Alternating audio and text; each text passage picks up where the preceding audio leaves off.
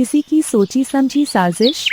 इसे समझने के लिए आइए चलते हैं इस खूबसूरत कहानी की ओर जिसका नाम है अपना घर। कालू कावा शहर में एक किराए के घर में अपनी पत्नी और दो बच्चों के साथ रहता था। वह एक निजी कंपनी में लिपिक के तौर पर कार्यरत था। कई साल नौकरी करने के बाद कालू कावा ने थोड़े बहुत पैसे जोड़े थे जिनसे वह अपना घर खरीदना चाहता था। कालू कावा एक दिन अपनी पत्नी और बच्चों के साथ एक मकान देखने जाता है। उसे मकान बहुत अच्छा लगता है लेकिन मकान की कीमत सुनते ही वह मना कर देता है।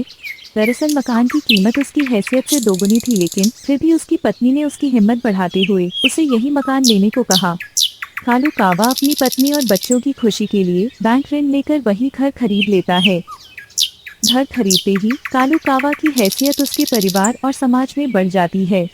धीरे धीरे कालू कावा को अपने घर का घमंड होने लगा और अब वह अकड़ कर चलना सीख गया था लेकिन कुछ ही महीनों के अंदर कालू कावा की खुशी गम में बदलने लगी। ब्याज पर लिए गए ऋण की वजह से कालू कावा की आधी वेतन कट जाती थी। शुरू में तो कालू कावा को इसका कोई फर्क नहीं पड़ा लेकिन जैसे ही खर्चे बढ़ने लगे तो उसे अपनी आर्थिक स्थिति की चिंता सताने लगी।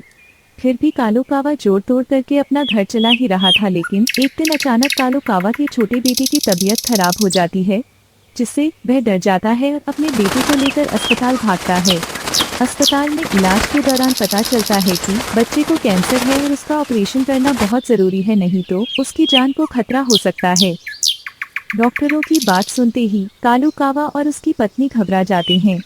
कालू कावा की धड़कनें तेज होने लगती है क्योंकि वह वैसे ही बैंक के कर्जे में लगा हुआ है। फिर बच्चे के इलाज के लिए इतने पैसों की व्यवस्था कैसे होगी? कालू कावा को कुछ समझ में नहीं आ रहा था। उसकी पत्नी ने उसे दिलासा देते हुए पूछा। कालू कावा ने कहा, हम पहले ही कर्ज ले चुके हैं, बैंक हमें दोबारा कर्ज नहीं देगा। इतना कहकर कालू कावा अपने कुछ दोस्तों और रिश्तेदारों के पास मदद के लिए पहुंचता है लेकिन वहां भी उसे निराशा ही हाथ लगती है। कालू कावा बुरी तरह टूट चुका था। उसे समझ में ही नहीं आ रहा था कि वह क्या करे कि सारी मुसीबतों से उसका पीछा छूट जाए।